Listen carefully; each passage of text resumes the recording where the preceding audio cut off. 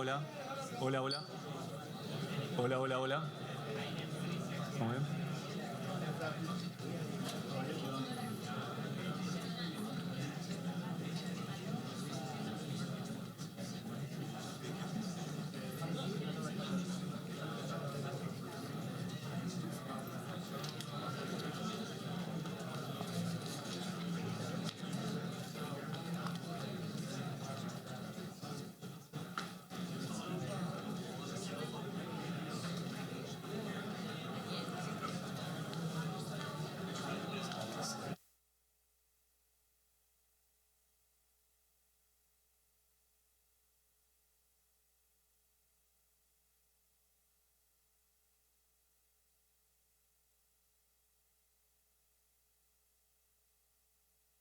Okay.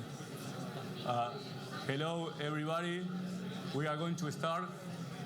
So, officially, welcome to the Bilateral Energy Summit. Let's see a video, very short.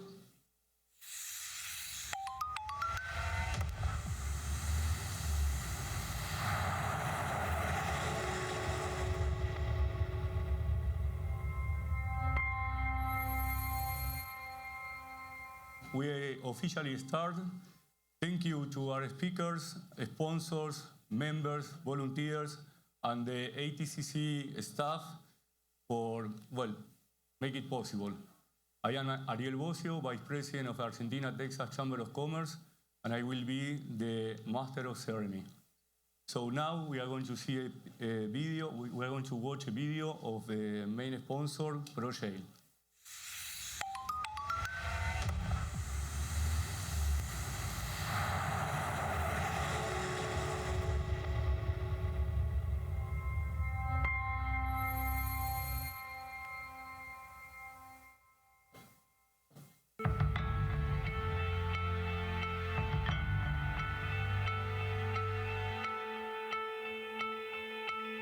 En Vaca Muerta. Energía combinada para el crecimiento del país.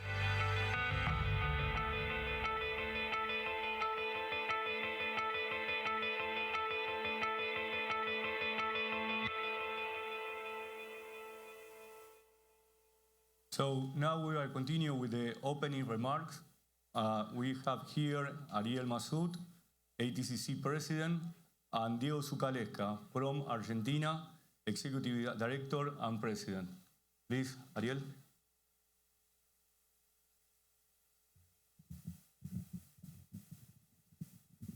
Hello. Well, thank you very much to everyone. Good afternoon. I want you to welcome to the Bilateral Energy Summit Argentina-Texas 2026, jointly organized by the Argentina-Texas Chamber of Commerce and Prom Argentina. It's a true pleasure and an honor to have nearly 400 of you here at the Petroleum Club in Houston, plus the one connecting by live streaming. The Argentina-Texas Chamber of Commerce, ATCC, is a non-profit organization founded in 2016 with the mission of strengthening economic and institutional ties between Argentina and the state of Texas. Our more than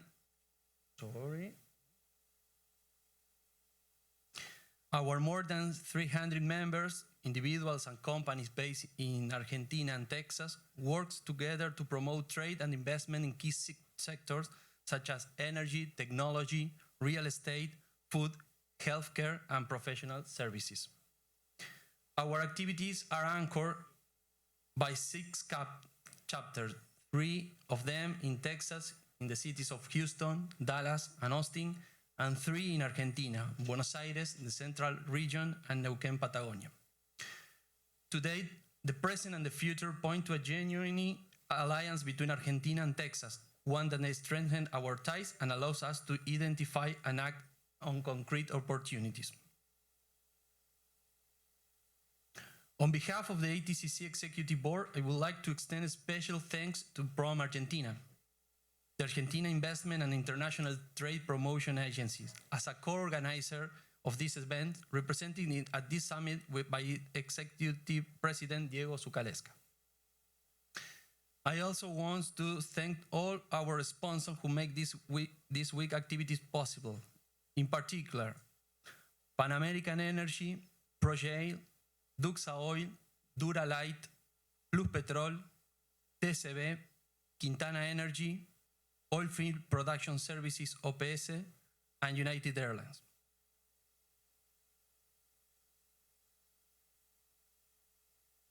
I would also like to acknowledge the government representatives from both countries who are here today.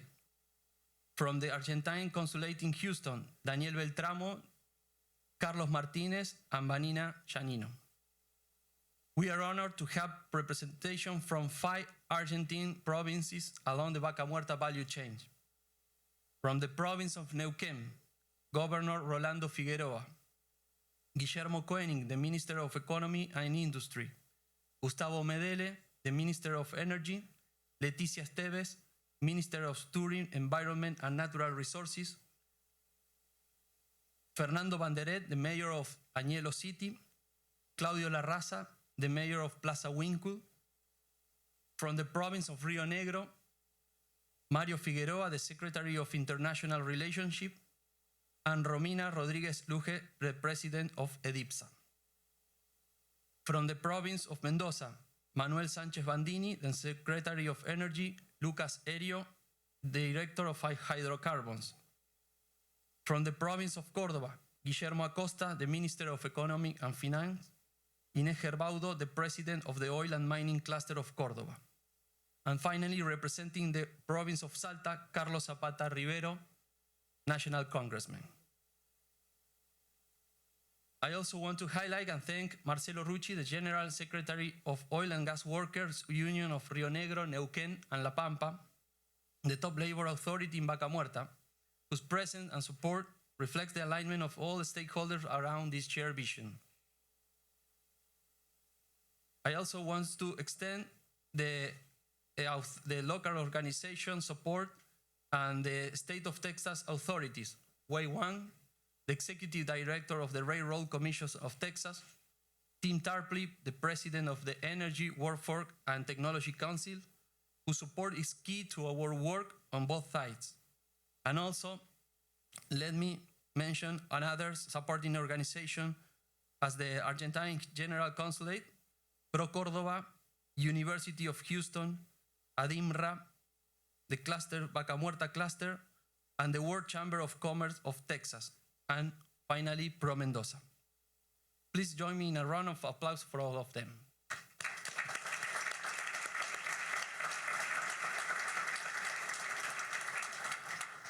Let me take a few minutes to talk about why this event matters and why the alliance between Argentina and Texas is more important than ever. Argentina has been going through a fundamental shift since late 2023. The country has moved decisively toward market-oriented policies aimed at building the foundations for long-term sustainable growth. That means fiscal discipline, reducing inflation to manageable levels, and critically, opening the door to the kind of private and foreign investment Argentina needs to close its investment gap and expand its productive capacity. In that context, the energy tech sector stands out as the single greatest driver of economic transformation for Argentina, and here is why. The first point is Argentina needs to add over 10 percentage points to its investment rate to meaningfully expand supply and reduce poverty. Foreign investment is the primary lever to close that gap, and energy is where the opportunity is clearest. Vaca Muerta gives Argentina something rare: cheap, abundant energy in a world that is actively looking for diversify its supply sources. Flexible, scalable shale production is exactly what global energy markets need right now. Energy exports from Vaca Muerta could reach around $3 billion per year by the early 2030s, increasing Argentina's total export by current level of by over 30%. That is not just an energy story, that is a macro story about currency stability and economy opening. Now, what makes the geopolitical moment particularly relevant for this room? We are living through one of the most significant reshuffling of global energy geopolitics in decades. Energy security has moved to the top of every government agenda. Allies matter, reliable suppliers matter, and flexible production that can scale up quickly without decades of infrastructure build-out matters enormously. That is exactly what Argentina and Texas have in common. The Permian Basin has shown the world that what is possible when you combine the right geology, the right capital, and the right regulatory environment. Vaca Muerta has the same potential, and today production there is already growing at 30% year over year. Infrastructure investment decisions worth approximately $50 billion are either underway or reaching FID during this year. That is not a projection, that is capital being committed right now. But there is the honest reality. Activity is also picking up in the Permian and across US shale, driven by stronger prices. That means that service, equipment, and skilled workforce that Vaca Muerta needs are in higher demand everywhere. We need to move quickly and decisively to avoid the bottlenecks that could slow development down. That is what this summit is about. This is not just a conference, it is a working session between two regions that understand each other, that share technical knowledge, that have complementary strengths, and that see a clear mutual interest in getting this right. Texas has the experience, the technology, the capital market access. Argentina has the resource, the momentum, the talent, the know-how, and a government that is genuinely aligned with attractive investment and making that happen. Together, we are combined, we can build something lasting. The opportunities are real. This week is the chance to make that concrete through conversation, partnership, and decision. I hope you make the most of it.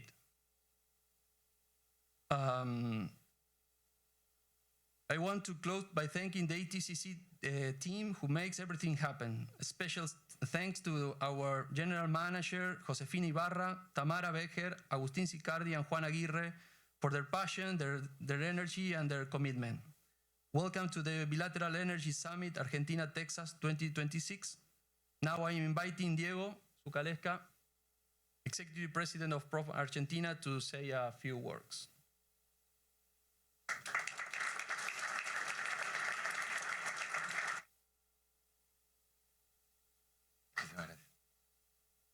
Bueno, Argentina, un beso. ¿Qué va a hacer? Bueno, ¿cómo andan? I'm going to speak in Spanish. Sorry about that. I'm from Argentina. I like to speak in Spanish because I think I'm doing better. Básicamente lo que quería era transmitir un poco el espíritu de estos tiempos, ¿no? Que sin dudas marca lo que está ocurriendo entre la Argentina y los Estados Unidos. Me ha tocado participar de varios eventos donde este espíritu, este momento histórico que están viviendo ambos países, este momento histórico para el intercambio comercial entre ambos países, hay un espíritu ahí que veo constante, permanente en cada uno de los eventos donde me toca participar, empezando por el Argentina Week allí en marzo en Nueva York, que realmente fue extraordinario en términos de lo que ha ocurrido, en términos de promoción de las oportunidades de inversión que tiene la Argentina, un espíritu en términos también de estrategia comercial y de promoción de las oportunidades que ha permeado en todo el equipo de gobierno a partir de una mirada que tiene el presidente de la Nación, Javier Milei, y que también obviamente tiene Karina Milei, la secretaria general de la presidencia, de poner en un lugar estratégico a PROM argentino, que es justamente debajo de la Secretaría General de la Presidencia. Este espíritu, esta importancia, esta relevancia que tiene hoy por hoy la promoción comercial, bueno, sin duda se ha permeado en todo el equipo de gobierno de CIA y también en el sector privado. Esto lo vemos aquí también. Y de eso nos hemos hecho cargo inmediatamente en PROM Argentina en cada oportunidad que tenemos. Esta sin dudas, lo que ocurre en el marco de OTC, de OTC, para nosotros también lo es muy relevante. Si uno piensa lo que pasó en el 2024, cuando yo todavía no estaba a cargo de PROM Argentina, y donde todavía la agencia no estaba debajo de la órbita de la Secretaría General de la Presidencia, bueno, habíamos desembarcado aquí con un pequeño stand, apenas 36 metros cuadrados, pocas empresas y algo que no representaba lo que empezaba a ocurrir en la Argentina. Bueno, hoy, 2 años después, llegamos con un pabellón nacional con 280 metros cuadrados, cientos de empresarios que acompañan la misión, 27 empresas, pymes, pero también muy grandes, y acá quiero hacer una destacada mención a YPF, nada más y nada menos, ahí lo veo a Horacio hablando con Rolo Figueroa, y que aprovecho, Horacio, para agradecerte públicamente el compromiso que has tenido, no solo con YPF obviamente, sino también con todos los que de alguna manera nos sentimos interpelados por tu manera de llevar adelante la gestión y por lo que significa YPF para la Argentina. Una YPF que, insisto, está siendo puesta entre las líderes del mundo en el sector oil and gas y que este año nos acompaña también en el stand, y para nosotros es realmente muy relevante, muy importante, y por eso quería destacarlo, como también la provincia de Mendoza, como también la provincia de Río Negro, como Añelo. Bueno, en fin, desembarcamos con mucha potencia, como les decía, también con un hito comercial como van a ser las rondas de negocios que van a ocurrir en el stand en el marco de la feria. Sin dudas todo esto marca un poco el espíritu de la época del que hablaba al comienzo, en una nueva Argentina. No podría pensarse en este Promo Argentina sin una Argentina como la que tenemos hoy, ¿no? Una Argentina con disciplina fiscal, con orden macroeconómico que va a terminar con la inflación, con el flagelo de la inflación, que avanza en una agenda de regulaciones pro empresa, que celebra acuerdos estratégicos con Unión Europea y con los Estados Unidos, por ejemplo, que sin duda la hacen mucho más atractiva la inversión, y que además acompaña con una normativa como por ejemplo RIGI, que incentiva las grandes inversiones con beneficios impositivos, aduaneros y cambiarios por 30 años, que es obviamente lo que cualquier inversor pretende. De hecho, el éxito está ya marcado por 13 proyectos que están en ejecución por 27.000 millones de dólares, algo así como el 4% del PBI argentino. En fin, no los quiero aburrir, pero bueno, nos apasiona a todos lo que está ocurriendo en la Argentina, y algo de eso es lo que queremos transmitir con el pabellón nacional. Así que esperemos que ese espíritu también esté presente en el día de hoy y a partir de mañana en la feria. Llegamos para eso, llegamos para acompañar a nuestras empresas, llegamos para decirles que Argentina está lista para recibir inversiones y que el momento es ahora. Así que cuenten con Prom Argentina y con todos sus servicios para hacer realidad esas inversiones. Muchas gracias.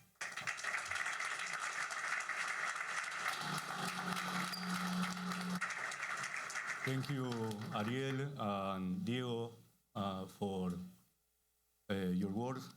Well, now we are going to switch gears. We have here a dialogue between Bárbara de Amato, that is the Economic Incentive Oversight Board member of Texas, CEO of Trilogy Capital Corp, and Way One Railroad Commission of Texas Executive Director.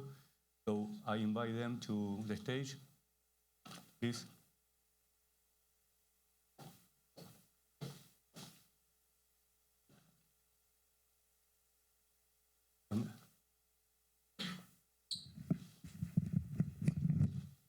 Thank you.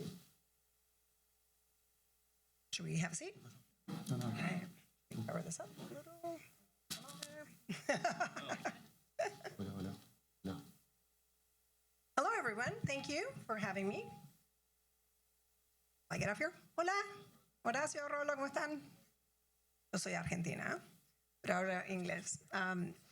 So I just want to say thank you. It is a pleasure. Oh, I should probably say it in Spanish as well. Un placer estar acá, segundo año con ATCC. Y bueno, ahora me paso al inglés. Un placer estar acá avanzando, ¿no? El futuro de la energía para Estados Unidos. ¿Se escucha?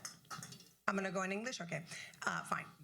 The future of energy for Argentina, for the United States, and for the world. I'm Barbara D'Amato. Appointed by Governor Abbott to the State of Texas Economic Board. Our oversight board oversees $2.7 trillion economy here in Texas. And what we do is allocate, these funds going into the various buckets, let's say, from energy to, from energy to ports to technology, et cetera. So all of the funds for the state of Texas go through our board. And at the same time, I also recommend the legislature on policy and trends, as well as advise the audit committee, the legislative audit committee for the state. In addition to that, on the private side, I handle I advance the agenda for our administration, which has to do with national security as well as economic security, right? So I do that with various nations. I host and meet with the various delegations from different countries, governors, ministers, presidential delegations, et cetera, that go through DC. And as you know, DC is the new Wall Street these days. Lots of money coming through DC. So, and then we allocate that throughout the various funds, as well as design strategies to develop these nations that are aligned with American interests and American priorities, but at the same time, shared interests with these nations, right? So that's a little bit what's happening these days. In addition to that, I'm going to be your moderator here today with Wei Wang. Wei is an executive director at the Texas Railroad Commission. Overseeing, we're going to go through his resume as well. Texas Railroad Commission does a lot of things. But I'm going to do a little background on him. So Wei was appointed by unanimous vote of the commissioners in 2018.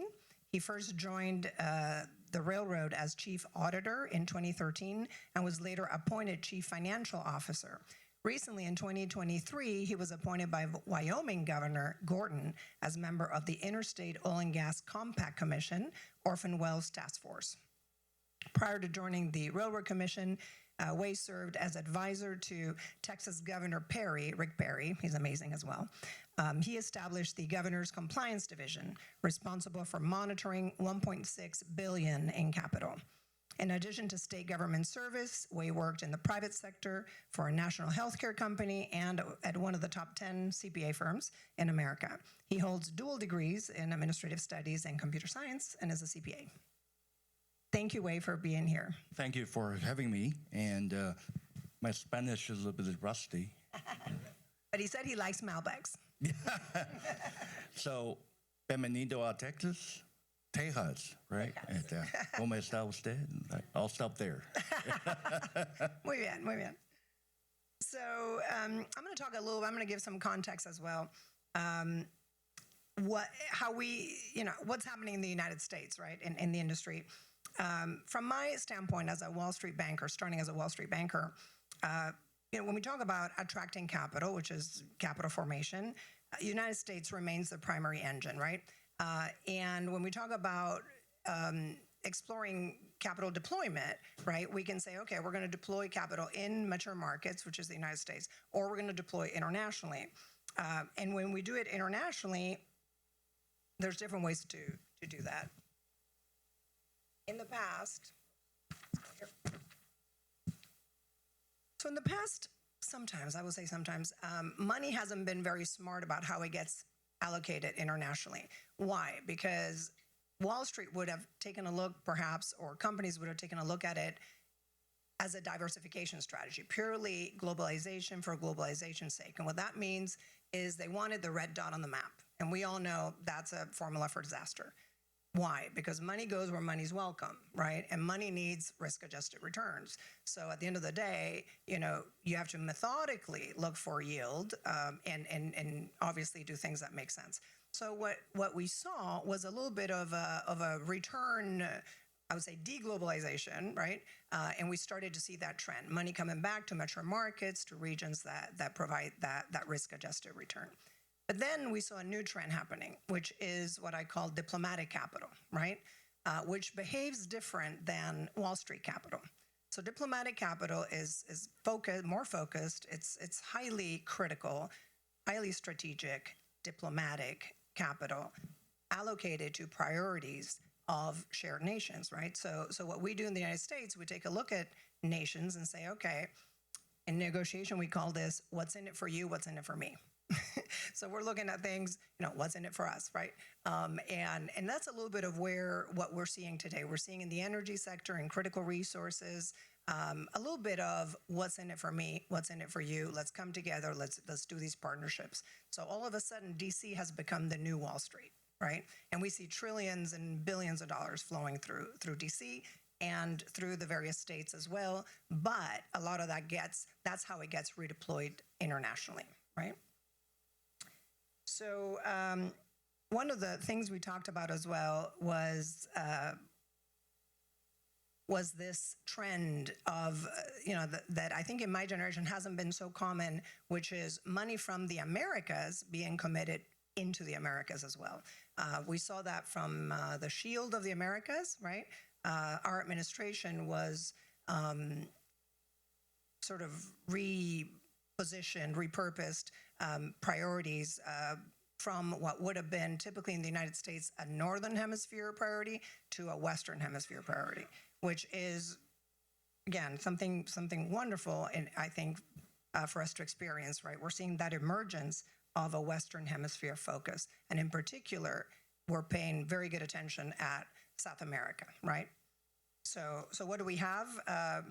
We have on the north the strongest, oil and gas, the largest producing country, right, in oil and gas, which is the United States, and in the south, one of the most attractive shale plays, globally. So with that said, and in addition to resources, by the way, also there is the combination of talent and jobs, knowledge transfer and capital investment that defines not just the future of energy, but also the technologies of tomorrow, right? So that's, I think, what we're seeing today, and this is a marvelous time, and the momentum is just very strong for every one of us to pay, good attention, because it isn't just about belonging to the Americas, right? It isn't a sentiment. This is truly a strategic play that the time to move is now, for sure. So.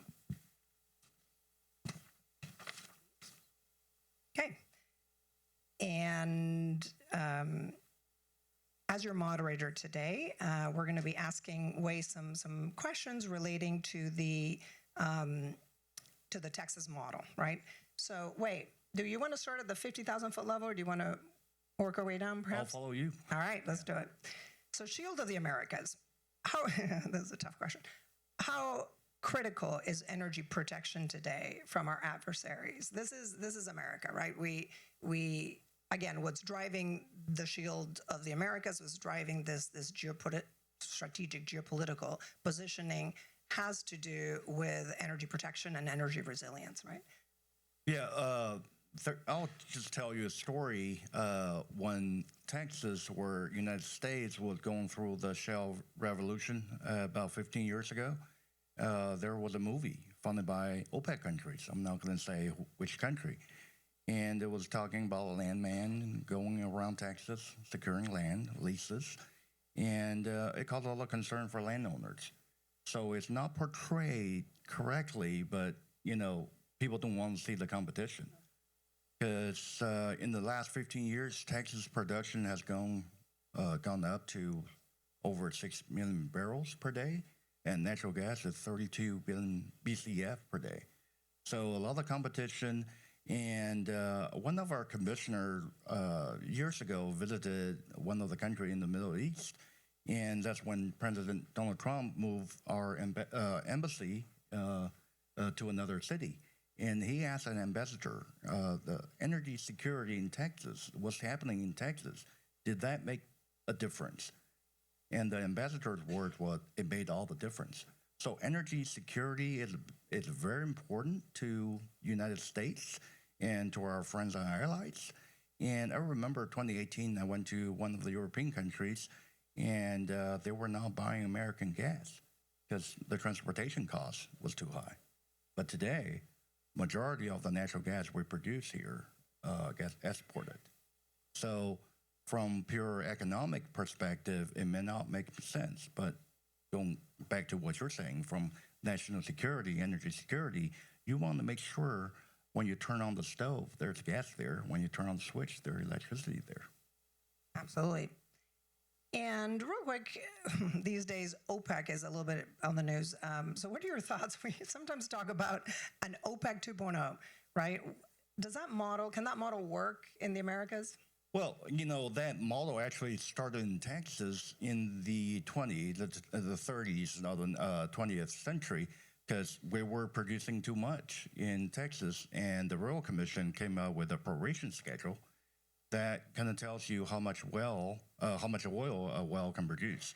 And then after the 70s, the OPEC country took that model, and I would recommend one book. Alan Greenspan wrote a book, Age of Turbulence. So there's a chapter in there about proration, OPEC, and Royal Commission. So the model worked in the United States, because the market destruction was real in the 30s and 40s, and the commission had to curtail production.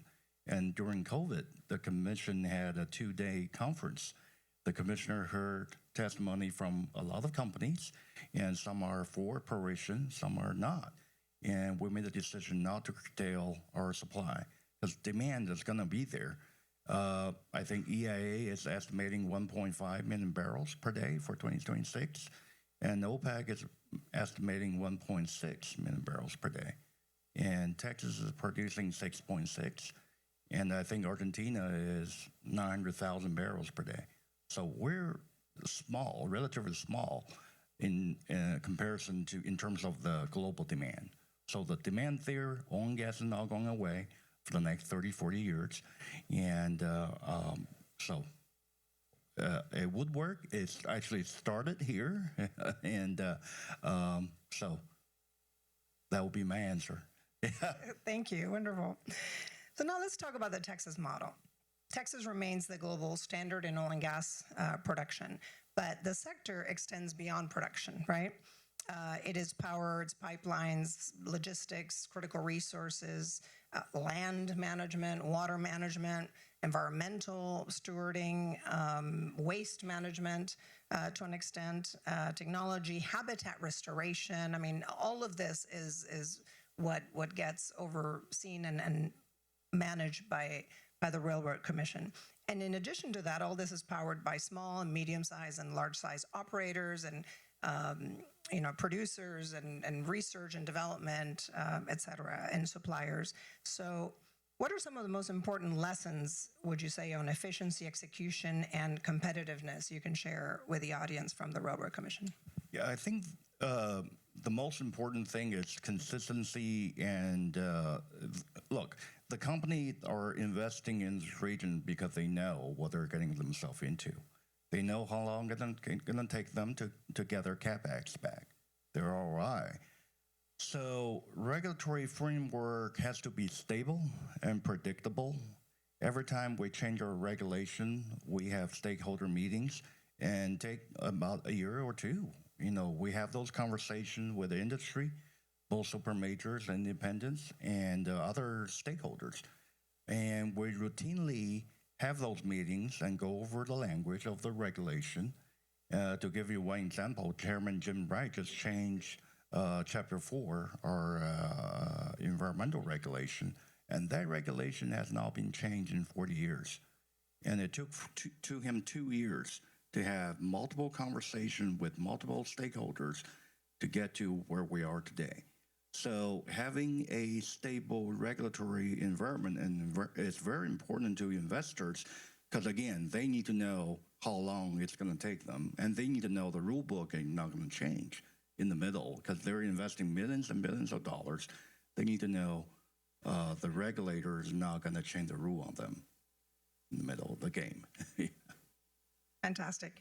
Speaking of Jim Wright, we were sitting right here last year, if y'all remember, And we talked about a cross-border energy ecosystem between Texas and Argentina and other countries. That's a little bit, so I talked earlier about money attracted to the U.S., money going international, and within that, it can stay in the U.S. or go international, and it can follow different strategies. But there's a third strategy we didn't talk about, which is triangulating opportunities. Money doesn't have to go one way, right? It doesn't have to be into Argentina, into a single, asset. It may very well be into the U.S. for Argentina, coming from Saudi Arabia, et cetera. So triangulating these ecosystems of both capital, technology, talent, et cetera, right? Creating that ecosystem is the future of energy, the way we see it. So what are your thoughts there? What is that ecosystem actually, what would it look like? The ecosystem is very important because you have to have an infrastructure and the workforce to be able to develop the resources. So in Texas, we don't have a permitting process for a pipeline. So to take your product to market, we have eminent domain. The pipeline it's like highway. So they don't have to tell the commission or they don't have to get a permit from me. And they only have to register with me and tell me where they're building the pipeline. So I'm going there, sending my inspectors to make sure they're using the correct pipe, and then they're up to safety standards. But it doesn't take years to build a pipeline. So you can develop the resources and build a pipeline, take to the Port Houston or Port Corpus Christi, and export it. So efficiency and consistency, that would be my advice. When I started at the commission about 13 years ago, our drilling permit system, during the morning, my staff would go into the system and use it, and then we had to log out in the afternoon to allow industry to come in and log it. Today, it takes 2 days to get a drilling permit from Texas. If you have everything, all the documents in place, it takes 2 days. So it's a race to the market, right? So Texas is competing with New Mexico and other states. That's fine. We produce 42 to 45% of the production, and in other states, it may take 2 years. And also in other states, they have regulation. Every city can pass city ordinance. In Texas, HB 40 says the Rural Commission has statewide jurisdiction. So all the regulation is controlled by the commission. So the city cannot have rules on some barrier or build cast iron fences or production facility and plant flowers, native flowers. I've been to some states. I was like, no, that's too much. So efficiency, get your IT system, make it easy for the investor to come to your state. So Neuquén is very similar to Texas, right? Bagamueta is very similar to Permian Basin. And what you have there, the advantage is it costs $35 to $45 break-even point. In the United States, $67. So one thing I don't understand is why it costs $9 million to $13 million to drill a well in Neuquén. But in Texas, Eagle Ford is $6 million. So the drilling cost is significantly higher, but the break-even cost is lower. So that's the advantage of Argentina over Texas. So we look at Argentina as a major competitor in the future. No doubt. I look at them as partners. And now we're going to ask the $1 million question. If you were hired by Governor Figueroa tomorrow to build a world-class ecosystem for Argentina to replicate the Texas model, what would be your first priority on the job? How long? ¿Cuánto le damos? 30 días, no sé. 2 days. 60 días, ¿cuánto le damos? A ver, in 30 days, what would be your priority? Well, actually, 2 priorities. Governor, we need to make the Red Stag and Malbec free for everybody. ¿Quiere el Malbec que sea gratis para todos? And secondly, hair Barbara, Sí, por favor. So, again, Emplearme a mí. I will go back to consistency and efficiency. So the regulations in Texas, the mineral right owners own the mineral. In Argentina, the state owns the mineral. El But the Estado es dueño de policy- los minerales. Okay. Yeah, the La state. When I provincia, say the claro, la state, provincia es the dueña prov- de la tierra y de los derechos a los minerales. Subsuelo. El subsuelo, got it. Translation. Yeah, and then the federal government sets the policy, right? The federal government. So there's a disconnect there. In Texas, the Rural Commission sets a policy for production, for transportation, for exploration, right? But one advantage Argentina has, or Neil Ken has, is y'all own the mineral. The operator don't have to sign a lease agreement with 50,000 people, Right. right? They sign the En agreement. Estados Unidos sí hay que firmar con todos los terratenientes, digamos. Yeah. So make it predictable and stable, and tell the operators or investor what they're getting themselves into. Help them to make sense of their investment so they know their ROI and how long they're going to recover their CapEx. Yeah. Sí.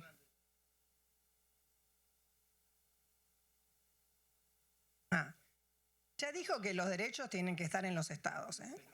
En las provincias.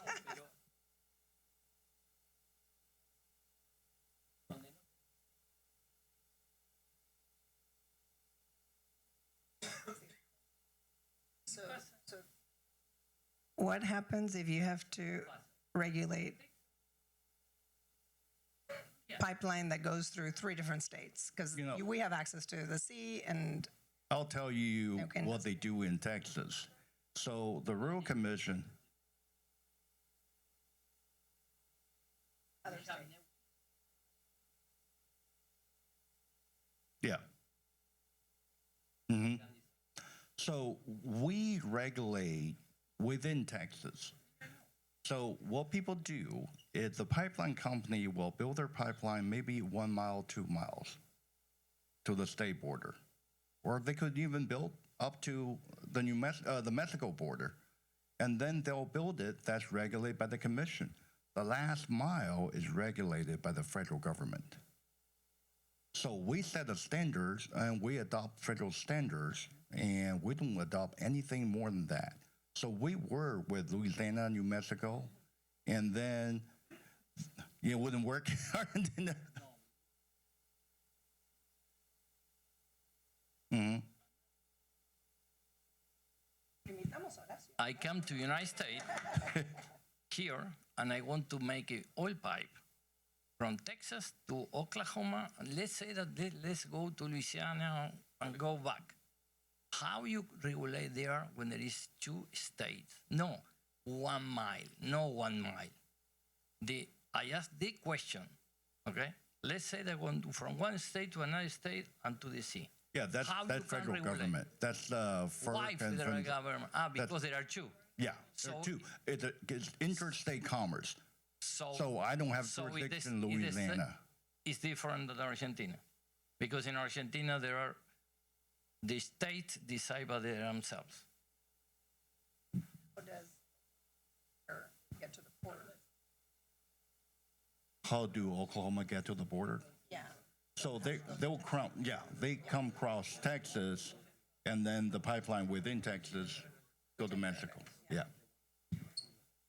So at the end of the day, right, the success of Texas, no matter what, I think is the pro-business approach of the state. We have a phenomenal pro-business governor, Governor Abbott, and we have, we work very closely with our agencies and the commissions, with the General Land Office, Don Buckingham with Jim Wright from the Railroad Commission, and together between the lands and the mineral rights and it's all policy and legislation, right, driven. But that's how we're seeing, growth happen over and over and over.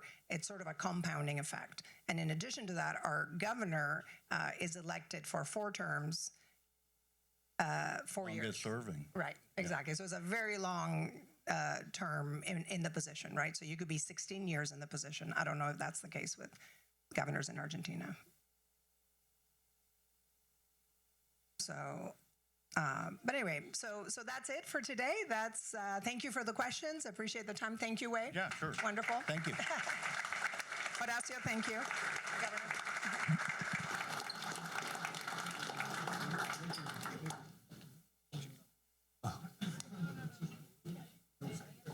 Okay, let's continue with the program. And now, first of all, thank you very much. It was a wonderful conversation. Thank you, Horacio, also for bringing additional questions. That is a true conversation, okay? Now is your time.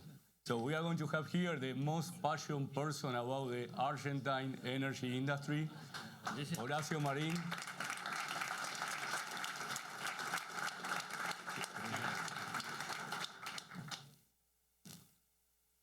Horacio, thank you very much.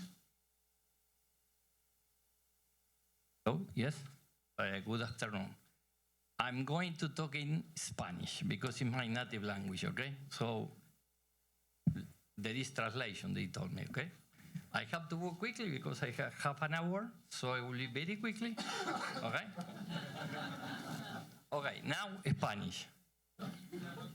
Voy rápido, me dijeron tengo media hora, no me voy a tratar de no pasarme.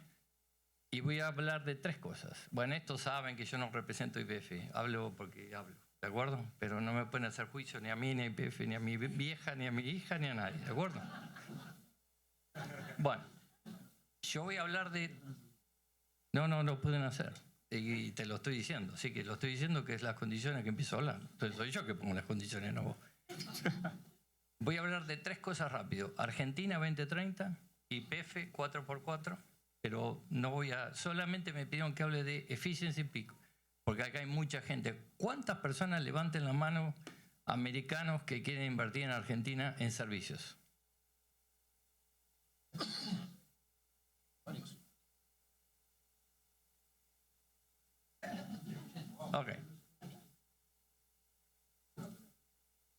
Ok, por eso voy a hablar un poco de Argentina y muy poco de YPF, solamente de la parte de eficiencias en YPF, pero no los voy a aburrir con el programa de YPF.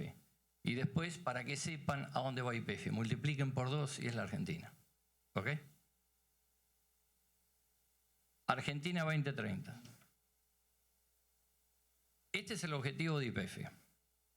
Pero acá quiero comentar algo. Yo creo que en Argentina, en energía, se generó un círculo virtuoso.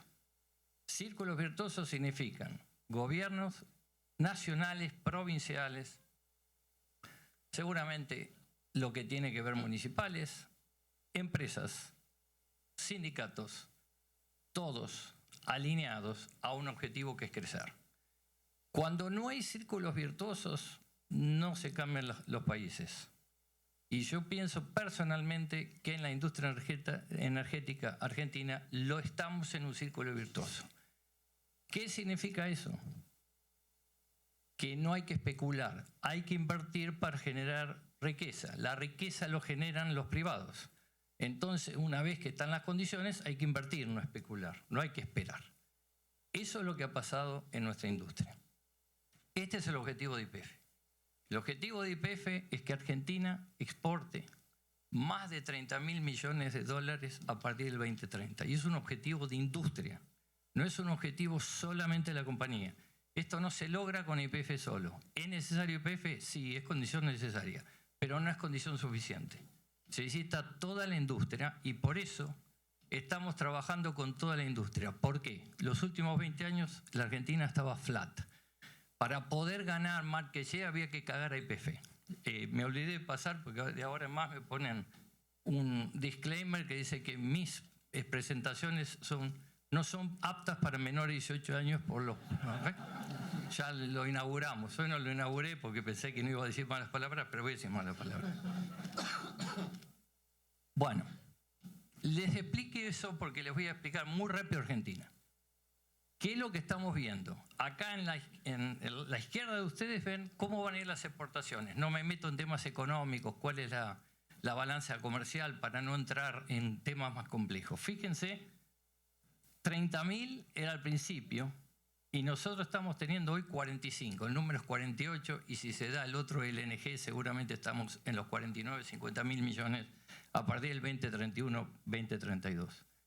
Lo único que quiero enfatizar acá es que estamos duplicando la producción total de Argentina. Vamos a ir a 1,5 millones de barriles. Raista ya dice 1.800.000. Primero me decía que estaba equivocado, ahora dice que dice más que nosotros, lo cual me pone muy contento. Significa que toda la industria estamos respondiendo muy bien a los desafíos.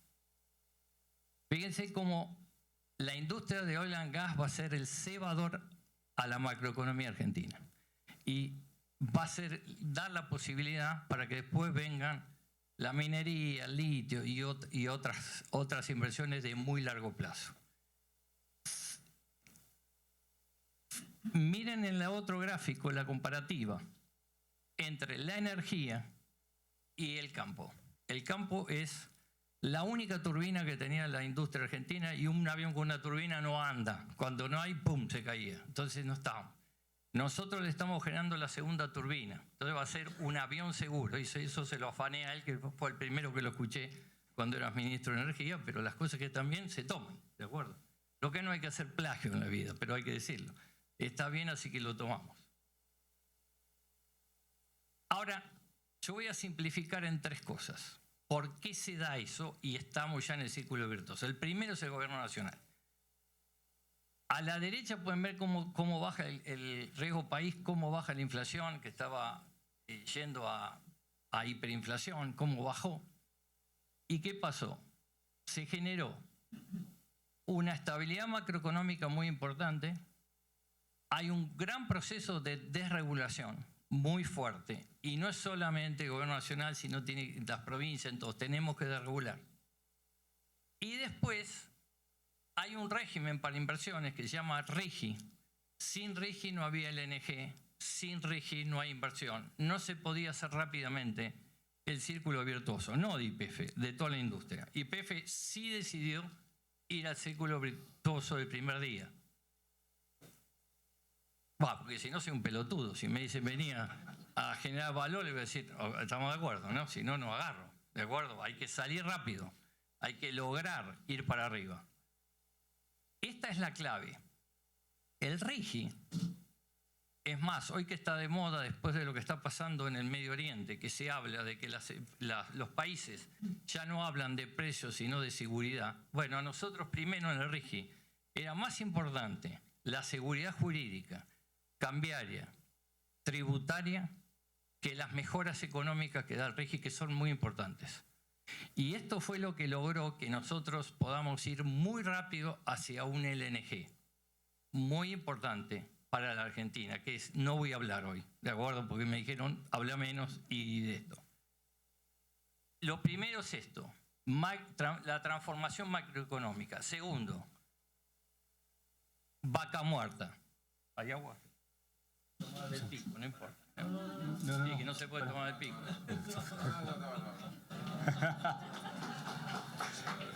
¿Y dónde lo dejo? Dame, por eso. Es lo mismo. Ahí está. Es lo mismo, sí es lo mismo. Nadie tomó de una botella. Levante la mano quien no tomó una botella en su vida. Segundo es vaca muerta. Y esto es clave. O sea, tenés que tener las 3 cosas que van a ver. La macroeconomía, la calidad de vaca muerta. Bueno, ¿por qué era condición necesaria YPF? Rápido. Ese mapa, lo ven celestito y azul, es donde YPF tiene shares. Está básicamente en toda vaca muerta y puede ver que está alrededor del 50%. Si YPF no desarrolla vaca muerta, no se desarrolla vaca muerta. Si los demás no desarrollan, tampoco hay vaca muerta. Al medio ven las EUR, que son las acumuladas totales de los pozos del primer día hasta que se abandonan, hecho por Rystad. Y del otro lado, Wood Mackenzie, así nos dicen que para ser más, ¿cómo se llama?, equilibrado. Al medio dice parte técnica. La roca de vaca muerta es mejor que cualquiera de las rocas petroleras de Estados Unidos, de shale, y también en gas. Solo Haynesville que es igual. Haynesville profundo es igual a vaca muerta, tiene los mismos recursos, es muy parecido. lo que tiene muchísimo más Estados Unidos es muchísimo más recursos que Vaca Muerta. Vaca Muerta tiene mucho menos recursos que Estados Unidos, pero es mucho más no rentable, sino tiene, desde el punto de vista técnico, mucho mejor.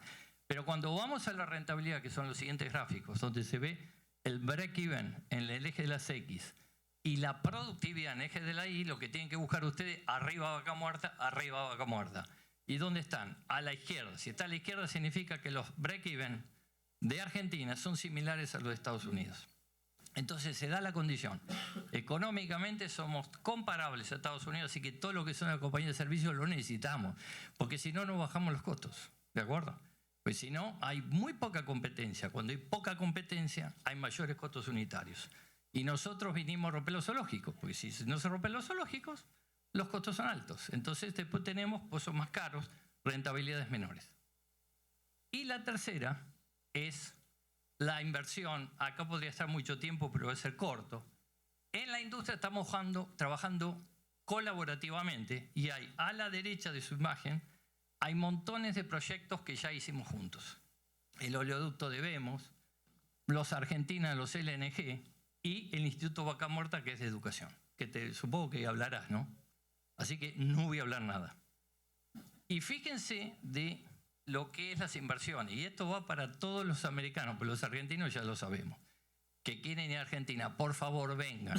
Fíjense, la inversión en todo, asumiendo el LNG, va a ser del 25 al 31, 130.000 millones de dólares. Si uno divide promedio, les aseguro que da una inversión que es igual o mayor a la super major todo el mundo. Por lo tanto, Neuquén, los próximos 5 años, es el lugar más, como les dice usted decir en Estados Unidos, más hot de inversiones que puede ocurrir. No hay ninguna parte en el mundo que va a tener esta inversión. Así que los esperamos. Bueno, esta es la primera parte que quería mostrar. YPF 4x4. Muy corto.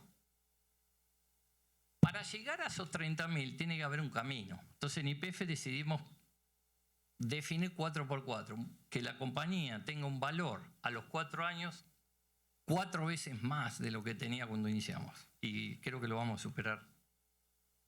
Y en el 31, cuando me vaya, yo creo que vamos a multiplicar por otro orden de magnitud. Yo creo que vamos a dejar 10 veces de lo que era YPF.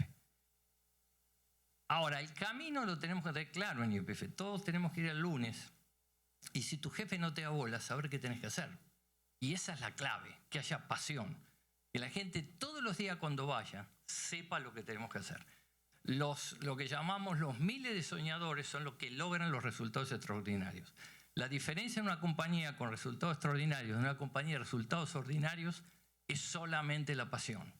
No es otra cosa. Todos sabemos trabajar. Todos sabemos hacer las cosas. La diferencia es el que da la extramilla. Hoy en YPF se da la extramilla. Y acá está la explicación. Los 1 y 4 extraemos desarrollo Vaca Muerta. ¿De acuerdo? El segundo es el manejo activo de portafolio. Nos fuimos donde perdemos valor, donde perdíamos plata, compramos mejor y generamos un ecosistema de los cuales estoy muy contento, que hay muchos que hoy tienen las áreas de YPF y ya las manejan mejor que YPF. ¿Pero por qué? Porque YPF es una compañía grande, es una compañía que factura 20.000 millones de dólares. No puede estar en áreas pequeñas, no puede estar.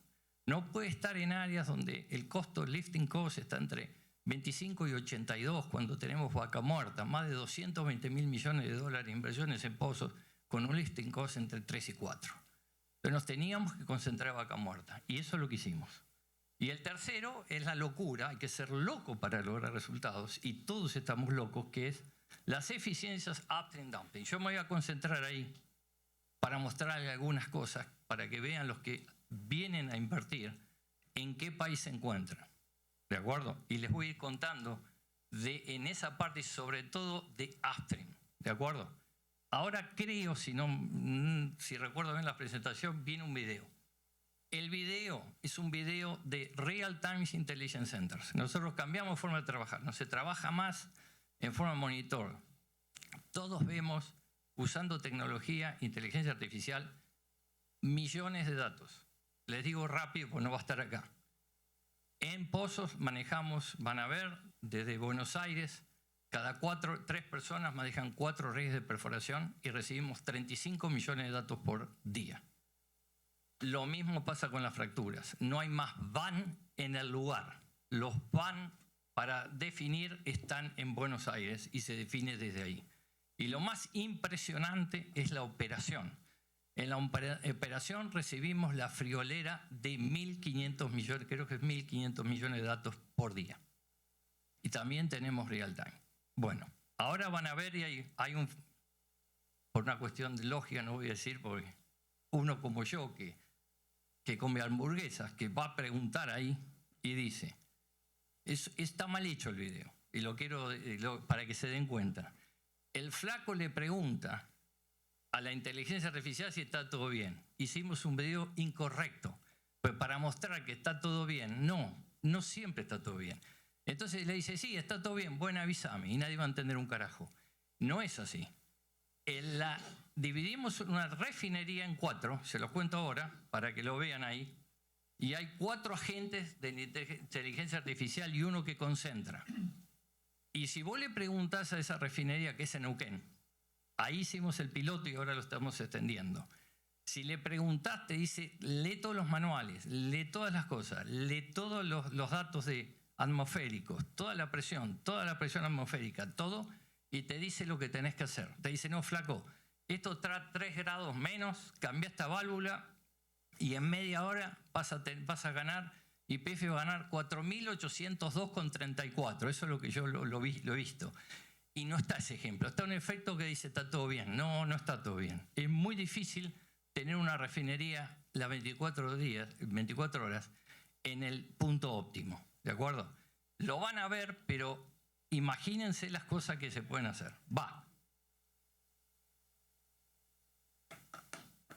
No se escucha. No se escucha. No, pará. No se escucha y estamos al horno. Volvé y hacelo escuchar. Poné sonido, porque aparte después tengo el mejor video de todos.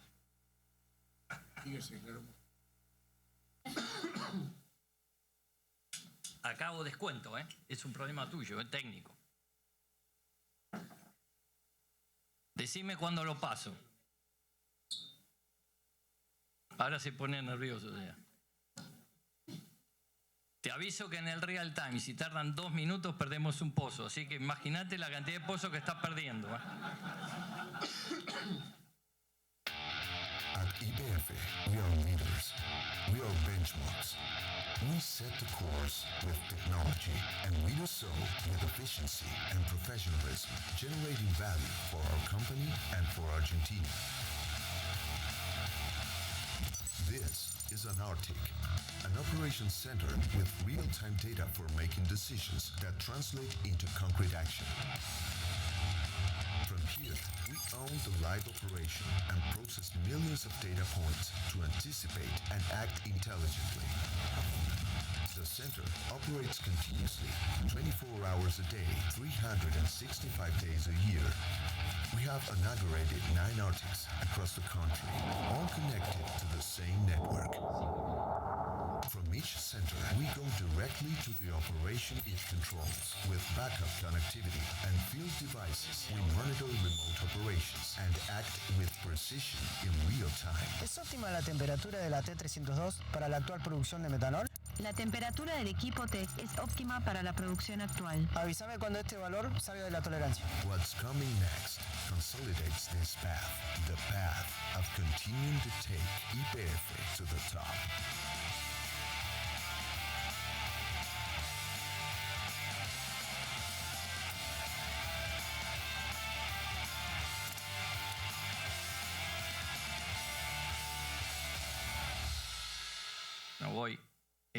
No voy a pasar por acá. Estos son todas las transformaciones tecnológicas que hicimos en un año. Y no voy a hacer mucha propaganda, pero yo estoy fascinado con una que es único en el mundo. Nosotros vemos en real time todos los surtidores, todos los pump de cada una de las 1.750 estaciones de servicio. Hasta vemos la NAP, La siesta, y ahí hay periodistas, no saben cuál es la provincia que más duerme en Argentina la siesta. Yo la sé, pero no me lo va a sacar nadie. No sé. Bueno, vamos a eficiencias. Eficiencias. En perforación, les quiero contar a los que van a venir. Nosotros tenemos todo hecho en estándar. Tenemos 56 tareas que seguimos los tiempos y la gente en real time va viendo si cumple o no los tiempos y de esa forma vamos mejorando continuamente, una mejora continua. Cada 3 meses cambiamos los estándares en forma automática según el BES 40. ¿De acuerdo? En 2 años aumentamos la perforación 66%. Bajamos 15% los costos y acá hay montones de cosas que hemos hecho. 40 pozos ya perforamos en forma autónoma. Son 3.000 metros de profundidad, 3.000 metros horizontales y lo hacemos desde la computadora de Buenos Aires, esos 3 flaquitos, y en el equipo solamente enroscan las barras. Todo lo demás lo hace en forma automática. Hicimos 40 pozos, creo que somos muy pocas empresas pueden decir que han hecho esto. Tenemos los récords que quieran, no importa, el récord no es importante para decir soy el mejor, el récord es muy importante para la mejora continua, para que la gente vea que se puede hacer, ¿de acuerdo? Mi objetivo, que parece una locura, aunque mejoramos 66% y ya estamos en 1/3 de los tiempos cuando se empezó Vaca Muerta, mi objetivo personal es que nos vayamos perforando a la mitad del tiempo que estamos hoy. Va a ser bien fuerte, pero hay que hacerlo. Bueno, en completación, mejoramos, fíjense, 61% la cantidad de tiempo de bombeo. Hoy estamos haciendo prácticamente simulfrac en casi todo, cuando se puede, porque a veces los pozos están con diferentes profundidades y ahí no se puede hacer simulfrac. Pero cuando estamos haciendo simulfrac y ya estamos en más de 20 horas de promedio de bombeo. Yo sé que acá en Estados Unidos, alguien, díganme si no es cierto, la última vez que leí y vi, están en 22 horas. Nosotros vamos a llegar a las 24 horas rápidamente. Es decir, que los equipos están continuamente bombeando. La máquina crítica es el bombeador. Tienes que estar continuamente bombeando. Ya estamos en 22 horas. Bajamos los costos y acá no están los costos que ya hemos bajado con las compañías de servicio, con licitaciones transparentes y complejas, porque estamos peleando para que Argentina tenga los costos que realmente tiene que tener la industria. Y acá también hemos hecho la primera fractura autónoma de Halliburton en el mundo. Es decir, que de Buenos Aires a los bombeadores le decimos cuánto tiene que bombar, cuándo para, cuál sube, cuál viene, cuánta arena, vamos cambiando. Ya hicimos 3.000. Fuimos los primeros en implementar biofuel y está trayendo Halliburton el primer equipo eléctrico en la República Argentina a partir de octubre. Es el primer equipo que se va a utilizar fuera de los Estados Unidos como eléctrico en el mundo. Bueno, y ahí hemos tenido un récord de 110 horas continuamente bombeando. Eso significa que se puede hacer. Lo importante, como digo, los récords para poner objetivos muy altos que se pueden lograr. Al principio es una felicitación, luego pasa a ser un continuo y ahí está hecho el trabajo. Acá voy rápido, pero en operaciones, bueno, tenemos un real time en Neuquén que es flashable, realmente es impresionante. Y ya tenemos drones, tenemos la cantidad, a ver, me lo sacaron los datos, bueno, mejor, podría haber dicho cualquier boludez, pero son alrededor, el número que yo tengo en la cabeza son 1.340 millones de datos por día que recibimos. Y ahora lo que estamos haciendo es una gran transformación y tomando gente de Data Analytics, si tienen hermanos, tíos, díganmelo, que vienen y entran sin siquiera ser evaluados en YPF, porque tenemos tantos datos que el problema es que todos somos, como yo, dinosaurios. Tenés millones de datos y no los sabés sacar. Entonces, estamos haciendo esa transformación. YPF 2030. Rápido. ¿Qué son estos gráficos? Vamos a ver otro. Este es el total de las áreas, pero no propio de YPF. En azul, esto no es más de lo que presentamos en New York el año pasado y es lo que vamos a actualizar en abril del año que viene en la Bolsa de Nueva York. Así que estos son datos oficiales. Fíjense, lo que es áreas es lo que dijimos. Lo que es azul es lo que estamos entregando. YPF está entregando lo que dijo. Y vamos muy rápido. Hay áreas que le agarramos. Hay un área que es emblemática. Estaba en 2.000 barriles y en 18 meses la pusimos en 55.000 barriles. De 2 a 55. Eso es lo que es YPF hoy. Es todo rápido, todo tratamos de hacerlo bien, con mucha excelencia y mucha productividad. Y esa es otra de las razones por las cuales tenemos que salir de los campos maduros. Tenemos 16.500 pozos para perforar, locaciones, auditadas por The Golden McNaughton. Eso significa más de 220.000 millones de dólares. Y tenemos que hacer 2.800 pozos en 5 años. La velocidad a la que vamos a ir es 3X de la que estamos acostumbrados como operador y en realidad en 2X propio. YPF va a ser una compañía extremadamente rentable. Perdón. Y esto es propio. Acá está en verde, en la diferencia con los demás, es lo que está dando el neto de Vaca Muerta respecto a lo que dijimos. Fíjense que vamos correctamente. Estamos cumpliendo los programas a rajatabla. Y tenemos que hacer como si fuesen propios 10.300 pozos. Es decir, que nosotros tenemos como el 60% de los pozos son propios para llevarlo a un tema, a una jerga. ¿Y qué vamos a dejar? Una compañía, esos top 10 shale player worldwide, pero esto es teniendo en cuenta que todas las de acá de Estados Unidos se mantienen en pico. Yo creo que vamos a estar mejor que eso. Vamos a estar bien. Es la primera, yo no encontré todavía, compañía integrada no convencional del mundo. No hay ninguna que es integrada full con no convencional. Vamos a ser el primer exportador de lo que se le ocurra en la Argentina. Va a ser una empresa world class, ya lo es. En downstream, cuando yo ingresé, La Plata tenía margen cero. Hoy tenemos $22 por barril. Y en 100 años es la primera vez que YPF gana el premio a la mejor refinería de Latinoamérica. Y el año pasado en el World Petroleum Congress nos dieron a YPF la mejor compañía del continente americano, incluido Estados Unidos y Canadá. Nos dieron el premio a la mejor compañía 2025. Altamente tecnológica. Las encuestas hoy dicen que la gente también, somos altamente tecnológicos, como lo vieron, pero la gente en Argentina dice que es la compañía de más tecnología en la República Argentina, y es cierto, porque tengo que hablar mucho, sino para mostrarles montones de cosas. Y vamos a generar mucho cash flow, vamos a empezar a pagar dividendos en el 2028. Elite de recursos humanos tenemos, pero acá queremos enfatizar que no solamente Instituto Vaca Muerta, que es para trabajadores de Boca del Pozo, trabajadores del sindicato que estamos capacitando, sino que nosotros empezamos a enviar a partir de este año 15 másters a los Estados Unidos. No a Europa, para que no vayan a boludear, para que vengan a Estados Unidos a estudiar. ¿Ok?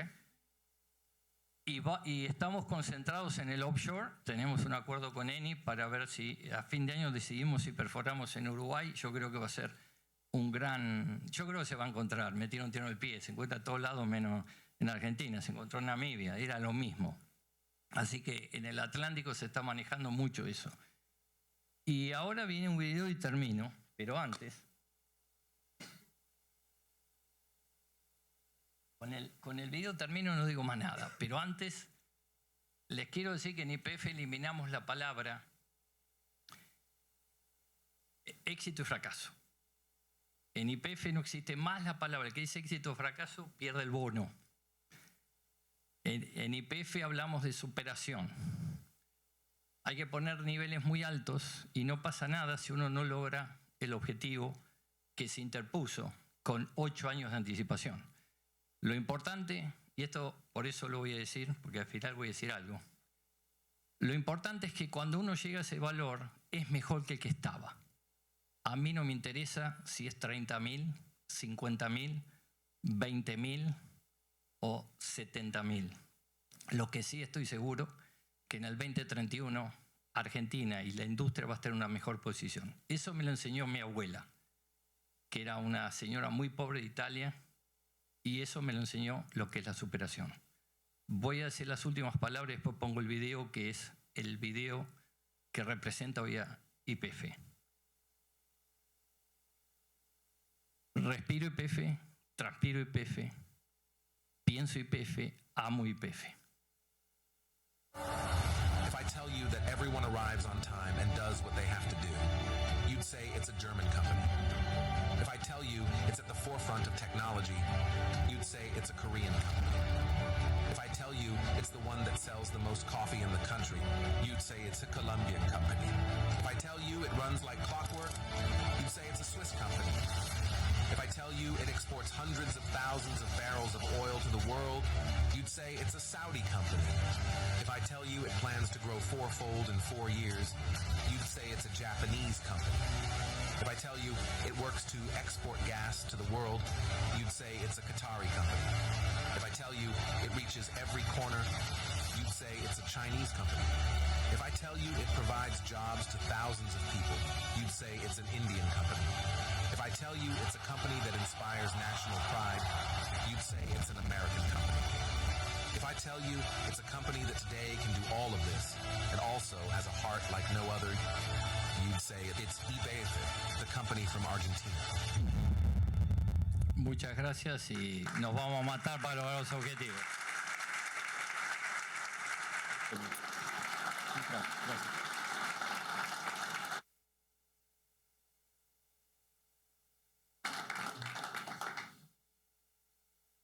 Well, Horacio, thank you very much.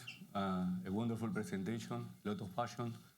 And now I want to say thanks to some bronze sponsors: Allison, AT Inversiones, Capex, DDC Software, Rombit, Ventia Energy, Del Sur, Bonchil, Oliden Technology, Pickering Energy Partner, Solar Urbano Inversiones, Transeparations, Business ASPA, Derrick, Clusteyer, Pomtear, Inteligencia Artificial, Hosman, Magna, Inisoft, Qubit, KES Latam Business, Agar Corporation, Artec Ingeniería, LS Group, Oil Solutions, T-Market, ARX Stampers.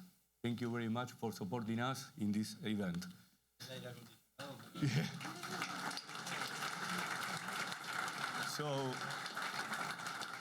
next is something amazing, because it's something that we worked so hard in the chamber to help that happen. And we have a wonderful partnership between a great Argentina company and a great US company, Pan American and Continental. So before going there, I will share a video of Pan American Energy.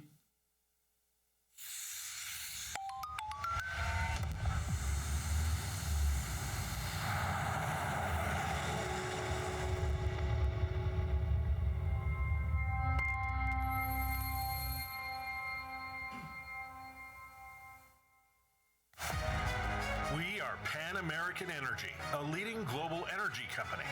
We are an organization of more than 21,000 men and women who every day bring sustainable and affordable energy to the global markets. Over the last 15 years, we've invested on average over $1.5 billion every year. We produce around 250,000 barrels of oil equivalent per day. We are Latin America's largest private producer of oil, natural gas, fuels, and renewable energy. We are present in Argentina, Bolivia, Mexico, Brazil, Uruguay, and Paraguay. We produce top quality fuels in the most modern refinery in South America. We operate the most modern network of service stations, providing first-class customer service. In 2024, we signed an agreement with Golar LNG for the 20-year deployment of a floating LNG vessel in Argentina, which will produce liquefied natural gas, LNG, for the export markets. We invest. We innovate. grow. We are Pan American Energy. Energy for the world. Well, now we are going to have an interview. Marcelo Joffre, Vice President of Supply Chain and Security in Pan American Energy, will interview Ross Stewart, U.S. Vice President, Land and Business Development, Continental Resources.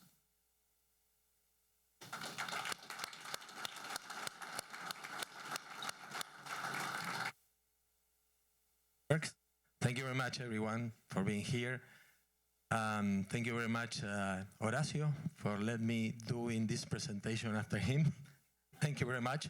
We will try to keep the mood, I promise. And thank you, Ross, very much for being here.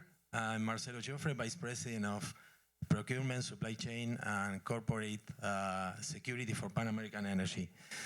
And I have the privilege to interview, even though I'm not a journalist, to interview Ross Stewart. Ross serves as the Vice President of Commercial and Corporate Development for Continental Resources. Ross and his team are responsible for land division orders, land administration, and business development. Mr. Stewart has over 17 years of experience in land and business development across the oil and gas industry. Mr. Stewart is a member of the American Association of Professional Landmen, is a certified professional landman, and was awarded the 40 Under 40 honor for hard energy in 2025. He holds a Bachelor's of Business Administration in Energy Management from the University of Oklahoma. Thank you very much, Ross, for being here. I really appreciate you taking the time for this interview. And as Ariel said, we are going to share to the crowd, to you, the partnership between Pan American and Continental, bridging Permian and Vaca Muerta. So Ross, thank you very much. Please give us a brief introduction, a brief history of Continental Energy. Sure. First, thank you very much for having me. It's truly an honor to represent Continental amongst so many great industry professionals, regulatory professionals, helping the Vaca Muerta and, more importantly, Argentina thrive. So you actually have the clicker over there, I think, Marcelo, if you can click to the next slide. I'm going to give a decent history of Continental because I think it's important to frame up why Continental invested in Argentina and why Argentina is going to be a big part of Continental's future. So Continental initially was founded in 1967 by Mr. Harold Hamm, who a lot of you either probably know or know of. We're an Oklahoma-based company, and really the premise for Continental's founding from Mr. Hamm is exploration mindset. He is an explorationist first and foremost, and always willing to push the envelope and find ways to do things that seem insurmountable at times. So when he founded that in 1967, he had a discovery in the northern part of Oklahoma shortly thereafter, in actually an astroblim, where an asteroid had hit millions and millions of years ago and made an oil discovery under it for vertical oil production up in the northern part of Oklahoma. And that was a huge part of the first growth for Continental Resources that really was the main focus in Oklahoma till probably the mid to early 90s for the most part. And one thing that really took off for Continental is at that point in time, Harold was seeing the technology being developed for horizontal drilling. But what a lot of people don't realize is when horizontal drilling was initially put in place, most of it was primarily focused on gas reservoirs. There was a lot of discussion about, can you actually extract oil horizontally through shale development? The Barnett Shale, some of the other shale reservoirs were really the main focus for it. And Harold had a vision for something in North Dakota, actually South Dakota. Brad would know. He's back there. Cedar Hills, which is the first full unit, 25, 30,000 acre unit, fully developed for oil horizontally. So we talk about horizontal drilling and what it's done, and it's done immense things. But Harold saw the vision for actually developing oil horizontally, as a lot of that was being done for gas development. And that now is known broadly as the Williston Basin for Continental. So we have a huge footprint in the Williston Basin. And for roughly 40 to 50 years, Continental was a two-basin company. We were in the Williston Basin in North Dakota, South Dakota, Montana, and we were in the Anadarko Basin in Oklahoma, which is where I mentioned our first kind of discovery that Harold had on the Ames astroblim. And those areas were primarily developed through shale development, the Woodford and the Sycamore, as we would call it, in Oklahoma, also known as the Barnett for those in Permian, and then the Bakken and the Three Forks up in the Williston. And that was a big move for the company. It grew the company astronomically, as you can see on the slide. And we continued to develop those assets. And then in about 2020, shortly after the pandemic hit, we saw an opportunity to continue to grow through oil reservoirs. And really the first one of those was in the Powder River Basin in Wyoming. Powder River Basin's been a long-standing basin in the state of Wyoming. And the Niobrara Shale specifically is a very heavy oil-rich shale. It is actually Continental's oiliest basin, oilier than the Permian from a GOR and API gravity standpoint. And we made about three acquisitions roughly in about a year up there to core up that position, and have recently done another one to where we've got roughly 400,000 acres in the Powder River Basin now, drilling horizontal oil shale. Okay, so in the Anadarko Basin with the Woodford and the Sycamore, horizontal oil shale also. And shortly thereafter, from the Powder River Basin standpoint, we had an opportunity to enter the Permian Basin through an acquisition. And that acquisition consisted of about 100,000 acres on the Delaware side of the basin. And we made that acquisition from Pioneer Resources in 2021. And what a lot of people don't know, some of you may, is Continental actually had about 80,000 acres in the Permian prior to making that acquisition. And the way we had that acreage, like I said, an exploration-based company, is we had taken our learnings from the Woodford and the Sycamore in Oklahoma and applied them on a cross-section literally 500 to 600 miles long from Oklahoma to the Permian Basin, and saw that there was something there that was very similar to what we had in the Anadarko Basin. And we went and leased that acreage, some of it from the state of Texas, some of it from fee mineral owners. And when we bought Pioneer, we had already had about the amount of acres that we purchased from them. And to date, we've got about 325,000 acres in the Permian Basin. So holistically as a company, we produce roughly 500,000 BOE per day. We're headquartered in Oklahoma City, so go Thunder, Boomer Sooner for anybody in here. And we've got about 1,400 employees, mainly 900, 800-ish in Oklahoma City, and then in our respective field offices throughout the country. So on the next slide, if you can. Oh, I do have it now? Sorry. Oh, there we go. So this is just a general look at our basins in the lower 48, but after we had been developing most of our domestic, what we would call them basins with the Powder River, the Williston, the Anadarko, and the Permian, we had an opportunity to enter into Turkey on a JV, which was really our first international expedition, if you will, which was put in place by a partner that we have with Transatlantic and TPAO, the Turkish state-owned entity, which is more of an exploration focus, as you can imagine, the way I've talked about exploration. And that's ongoing as we speak. We're drilling test wells and trying to prove up that reservoir. That's been in place for roughly 9 months now. And shortly thereafter came Argentina.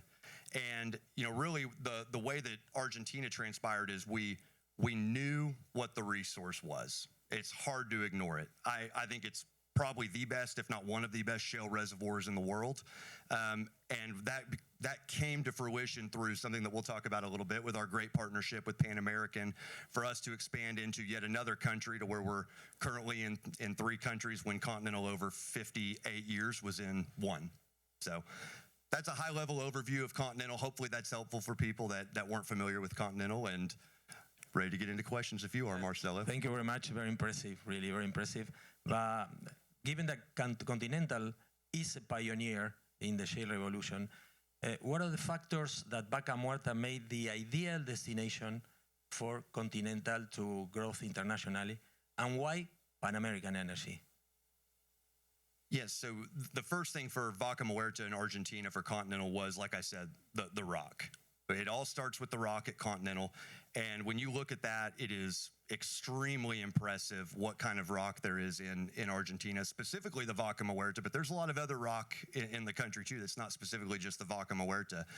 And once we started looking at that more, we were actually introduced to Pan American, the great Bulgaroni family, Mariana right here, Alex, and really what started with us from the sense of one, entering the basin, and two, the partnership with Pan American, was understanding more about regulatory framework, timing of operations, ability to take away product, growth potential. And we essentially got comfortable with all of that from having discussions with Pan American and them being incredibly open and transparent with us and allowing us to get up that learning curve, which was a big part of that for us on things other than just the subsurface. And, you know, more importantly, the culture between the companies. Privately owned, heavy family involvement. It's just really interesting whenever we sit in meetings together, whether it be in Buenos Aires or in Oklahoma City. It almost seems like we should have been connected long before, the way that we all interact. So it was pretty much a no-brainer for us once we started having those discussions and understood more about the basin and really more about Pan American, which it was hard to turn away from. Thank you very much for the nice words. In our partnership, Pan American will operate the assets, and you will provide all the expertise and unconventional and all the history you have with the shale revolution. How do Continental unique capabilities accelerate and enhance the development for Pan American and in Vaca Muerta? Yeah, so I showed on the prior slide, Continental operates roughly 5,000 wells. We've drilled roughly 3,000 horizontal wells. We're drilling horizontal wells right now in the Permian and in the Williston that exceed 3.5 miles in lateral length. So we're very good at drilling horizontal wells. There's actually a really neat area in southern Oklahoma where we drill the Woodford, and we'll drill 12, 13,000 feet deep, Mitch, somewhere around there, 2 to 3 miles long, and you can go a mile over, literally a mile over off Interstate I-35, and you will see the Woodford outcropped. You will see it on the surface, and we are drilling it 12, 13,000 feet underground a mile away. There are drastic subsurface changes in the southern Anadarko Basin. So from a drilling expertise, I think we've got the best drilling group in the lower 48. I would die on that hill. I think they're phenomenal. And reservoir classification for spacing, recovery, geologic success. One thing that I think we've learned from the Permian and from other areas that may dovetail into another discussion is I don't know that we've looked back as an industry very much domestically and said, we didn't drill enough wells in that unit. I think we typically say we drilled too many wells in that unit, especially looking back 10, 15 years when the Permian Basin was really kind of at the peak of where the Vaca Muerta is right now. I mean, Vaca Muerta is at roughly 3,000 wells today. I think the Delaware Basin alone, from horizontal standpoint, I think the Delaware Basin alone is somewhere around 30,000 horizontal wells to date.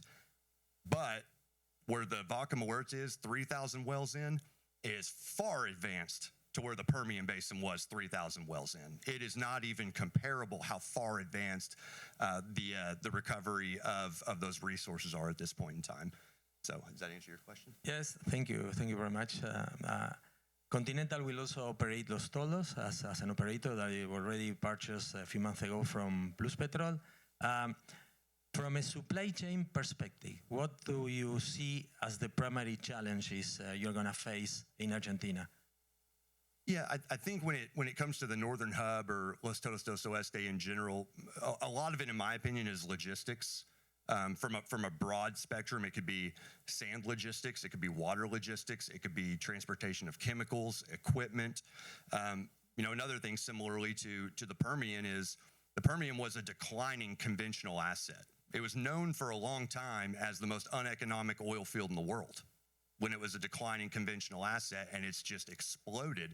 I think you're seeing a similar cadence in the Vaca Muerta in Argentina with that. So as this continues to expand, the logistics behind updating infrastructure, roads, I think rail is something that has got to be discussed at some point, particularly with sand. We believe that sand quality matters when you complete wells, and having more logistical flow for those products is something that I think will be the biggest focal point in us in the Northern Hub and throughout the basin. Thank you very much. There's an amazing and big crowd from Argentina here.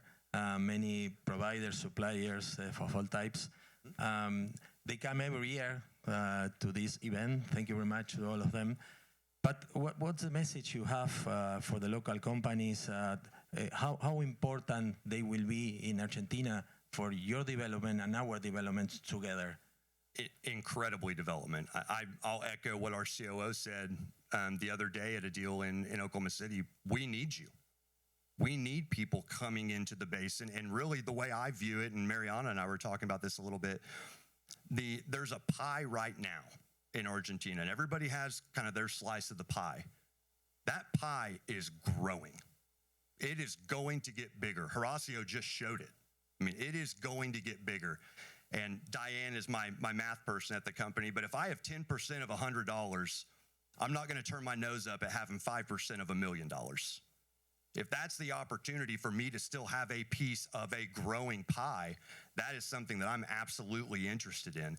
And for us as a company, and I think as an industry in the Vaca Muerta, you have to learn fast. And a lot of times you have to fail fast. That comes from operations, that comes from exploration, but you have to be willing to expand and incrementally grow through technology, through learnings, through collaboration. So I guess my sentiment to everyone would be, there is an opportunity to be a part of that pie, and somebody's going to take advantage of it. Thank you. Thank you very much. As we already know, we, as the chamber, and myself as a member of the chamber from the beginning of the chamber, 10 years ago, when we did this type of events in a small brewery, I don't see Ariel here. It's crazy how the chamber has grown. And we always dream of bringing operators and bringing providers from US to Argentina. So if you had the chance to just one key message to US investors, given that you took the first step to go to Argentina, and also not only to the investors, to the local providers, to the US provider, what that message would be? Can I have more than one message? 5. I'm gonna beat this drum as much as I can. The Rock. There is going to be a place, and there's going to be production, and there's going to be growth in this basin. It's just all it comes down to. 2, one thing that we were very focused on going into it and been very, very pleased with, I don't know if Daniel is here, but Daniel Gonzalez, we've met with his group a lot, just generally trying to understand regulatory framework. The federal government is putting things in place to say yes, not to say no. Rigi is a great example of that. I think Horacio mentioned that a minute ago.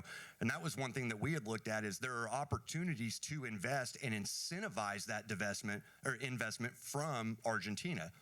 On the flip side of that, we're trying to look at what is going on in the United States to help solidify that investment. And the DFC that the United States runs from a financial corporation, they are putting in place insurance for protection for people to invest into numerous countries, including Argentina. And what's really unique about that is I'm not an insurance provider, but I know enough about people that provide insurance don't provide it on stuff that they're not comfortable providing it on because they don't think it's going to happen. They're providing insurance on items for Argentina because they are confident in the investment behind it. So you've got the rock quality. You've got the support of the federal level of Argentina. You absolutely have it at the provincial level. I don't know where Governor Figueroa went, but he absolutely feel like we have that support from him. And then now you have it from the United States perspective also. So we are in it. We're going to continue to be in it. And like I said, we need your guys' help from the service side because there's a pie and somebody's going to get the pieces of it. Great. Thank you very much, Ross. That was the last question, and thank you everyone for being here. And I say to the operators and to the providers of US, let's follow this partnership, this example, how we did this partnership. And there are many opportunities in Argentina for local providers from US, so don't be scared. The rock is the rock, and that's the most important thing. Thank you very much. Thank you.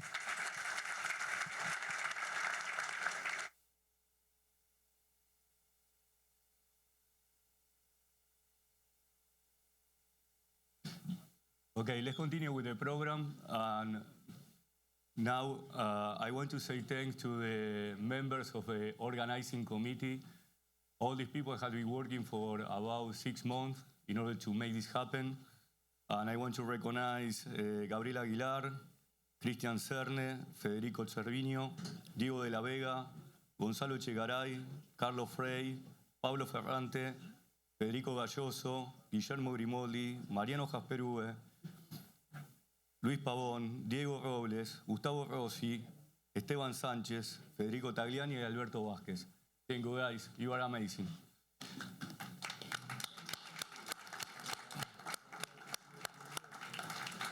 And I have a special recognition for Mariana Bulgeroni and Marcelo Joffre, that they have been wonderful in order to help us to extend our reach on US, and also in order to be sure that we can help the local suppliers in order to bridge the connection with US. So Mariana, Marcelo, thank you very much.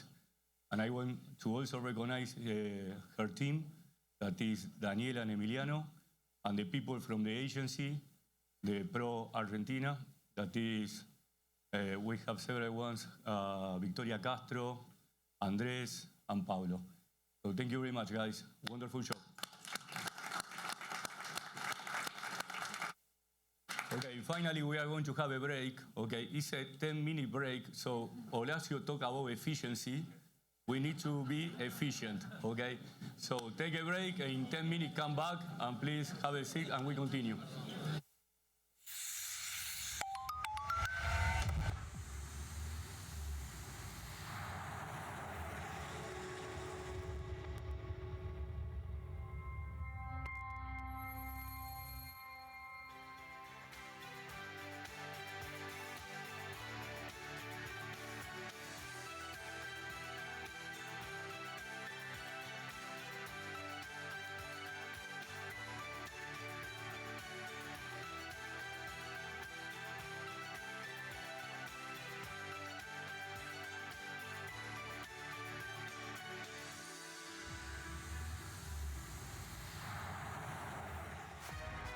We are Pan American Energy, a leading global energy company. We are an organization of more than 21,000 men and women who every day bring sustainable and affordable energy to the global markets. Over the last 15 years, we've invested on average over $1.5 billion every year. We produce around 250,000 barrels of oil equivalent